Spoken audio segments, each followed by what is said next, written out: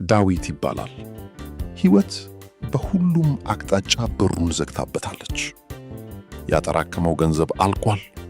ሲሰራበት የነበረውን ሥራ አጥቷል። ያምናቸው የነበሩ ሰዎች ጥለውት ርቀዋል።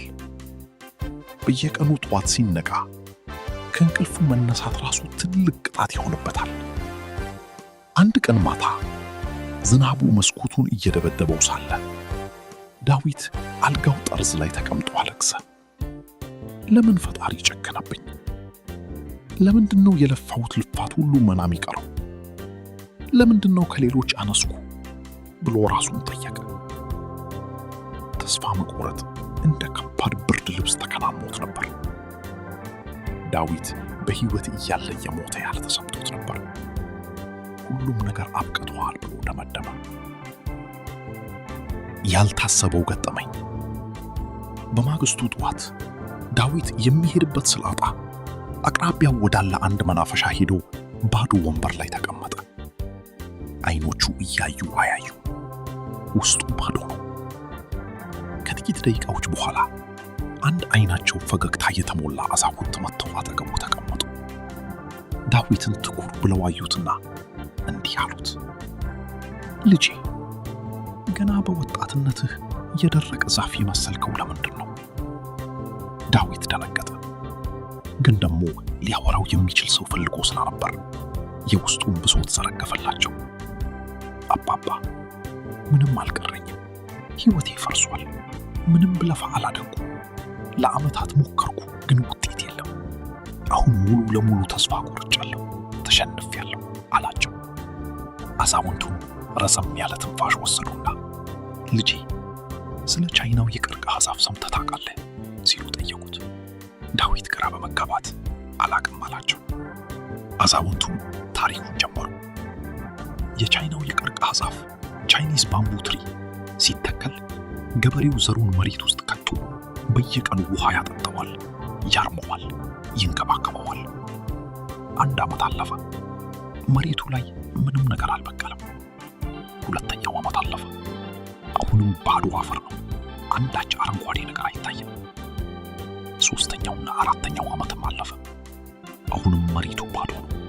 ሰዎች ገበሬውን እብድ ነው ይሉታል። ባዶ አፈር ታጠጣለህ እንዴ እያሉ ይስቁበታል። ገበሬው ግን ተስፋ ሳይቆርጥ በየቀኑ ውሃውን ያጠጣል። 5ኛው ዓመት ገባ። በድንገት አንድ ትንሽ አረንጓዴ ቅጠል ከመሬት ብቅ አለች። ከዚያስ ምን ይሆን ይመስልሃል? በ6 ሳምንታት ውስጥ ብቻ ያቺ ትንሽ ተክል 27 ሜትር ወይም ወደ 90 ጫማ ርዝመት አደገች። አሁን ልጠይቅልኝ፣ ይሄ የቀርከሃ ዛፍ ያደገው በ6 ዓመት ውስጥ ነው ወይስ በ5 ዓመት ውስጥ? ዳዊትም አስቦ በ5 ዓመት ውስጥ ነዋ አለ። አዛውንቱም ፈገግ አሉ። ልክ ነህ። በ4ቱ ዓመታት መሬት ላይ ምንም ባይታይም ዛፉ ወደ ታች ስሩን እያሰፋና እያጠነከረ ነበር። ስሩን ካላጠነከረ ያንን ሁሉ ቁመት መሸከም አይችልም። መሬት ላይ ባይታይም ከስር ግን እያደገ ነበር። መነቃቃት። ልዬ አሉ አዛውንቱ፣ አንተም አሁን ያለህበት ሁኔታ ይሄ ነው። እየለፋ ጥረት እያደረገ ምንም ለውጥ ላታይ ትችላለህ። ሰዎችም እንደወደቅ ካስቡ ይስቁብህ ይሆናል። ግን እመን፣ ውድቀት ውስጥ አይደለም፣ ስርህን እያጠነከረ ነው። ይሄ ያሳለፍከው መከራ፣ ያጣኸው ገንዘብ፣ የፈሰሰው እንባ ነገ ለምትሸከመው ትልቅ ስኬት ጠንካራ ስር እየሰራልህ ነው። ችግርህ ምንድን ነው ታውቃለህ? ተስፋ ቆርጠህ ውሃ ማጠጣትህን ልታቆም። ራስህን አፈር ውስጥ እንደተቀበረ አስበሃል፣ ግን አልተቀበርክም፣ ተተክለህ። ይህች ቃል የዳዊትን አእምሮ አናወጠችው። አልተቀበርም፣ ተተክዬ ነው።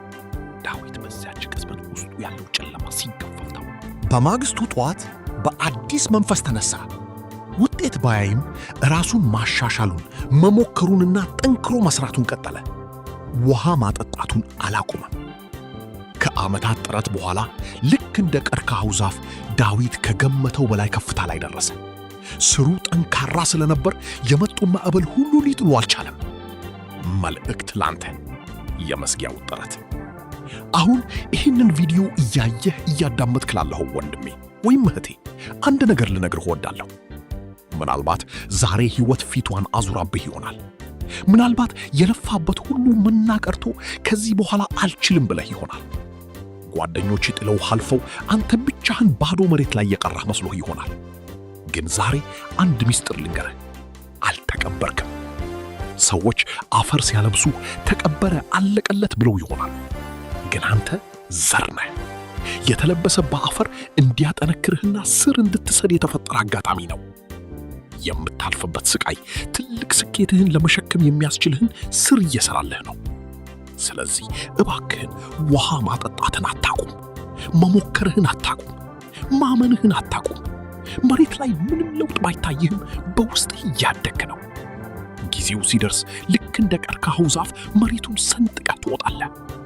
በዚያን ጊዜ የሳቁብህ ሁሉ ቀና ብለው አንገታቸው እስኪቆረጥ ድረስ ከፍታን ይመለከታሉ።